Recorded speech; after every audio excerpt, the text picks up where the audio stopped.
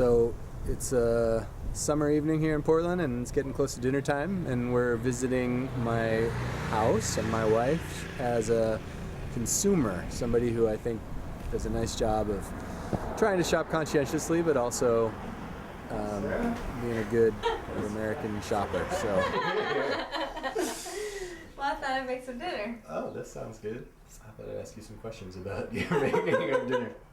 I grew up in southern Ohio, so it's funny though, I think there is sort of a traditional Midwestern palate. My mom was an organic gardener, and we had a lot of access to local farmers that grew corn and had peach trees, and so we ate out of the farm stand pretty much and the garden for 6 months out of the year, and my mom canned and put up a lot of food that we then ate throughout the winter. I really, frankly, just didn't appreciate what I had when I was growing up and how lovely it was to have, all that really beautiful, fresh produce all the time.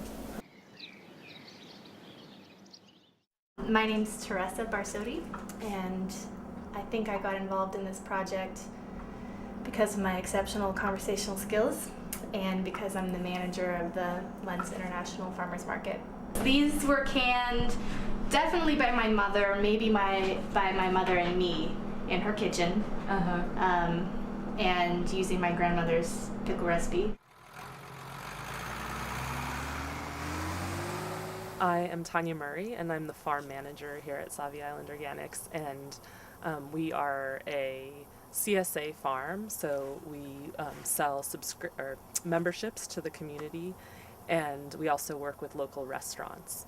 I grew up in LA, and I never would have considered farming. I think I had an interest in gardening, and we had perennial tomatoes in our backyard and a lemon tree.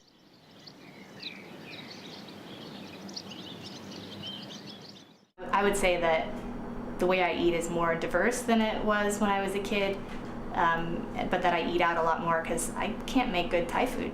Having grains and beans and things that are in bulk like this makes me really happy because I read a lot of science fiction and can imagine some kind of apocalypse where it would be really awesome to have food stocked up like this.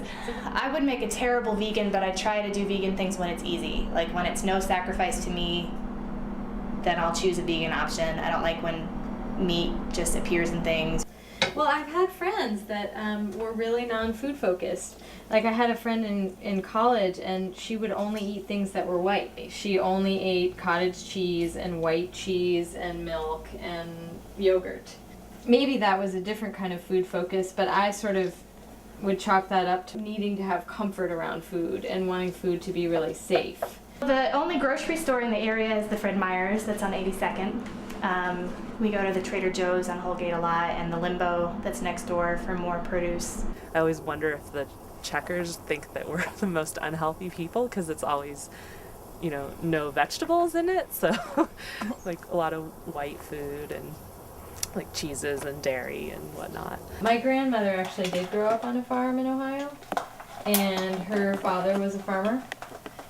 They'd probably be interested in how complicated it all is, how many different choices there are.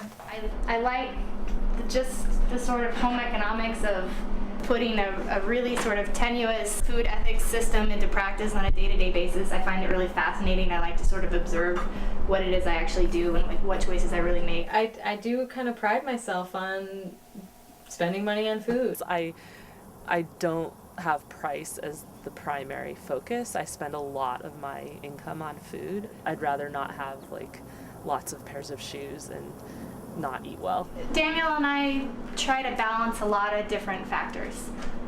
We're learning more about the importance of food being local just because of the fuel costs and the packaging that's required. I definitely look at the local piece if it's something that there's a chance that it would be produced locally. Like if I had the options and there were local and organic together, I would definitely choose that. I also like to give my dollars to people who are growing organically, but then you have to make that choice about like, is it organic from South America or is it local and not organic from Washington. It's so easy to dichotomize and say, oh, you know, the military-industrial food complex is bad, and local purveyors of food and farmers are good. And I think that oversimplification is problematic probably as well. But I definitely consider like how food is produced whenever I buy it, and tend to not buy a lot of processed foods. I have my moments of kettle chips and ice cream for sure.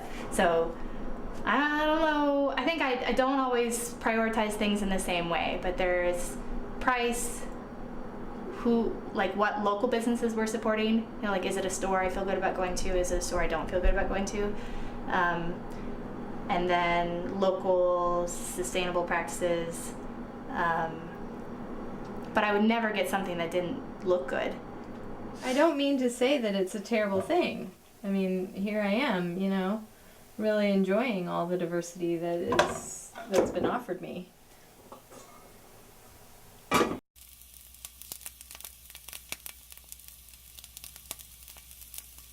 One of the things about farming that I really struggle with is I really love to cook, and I love to cook, like, kind of plan a big meal and cook a lot of food and have a lot of different dishes, and I usually come home and have really not very much time and energy, and so I struggle with that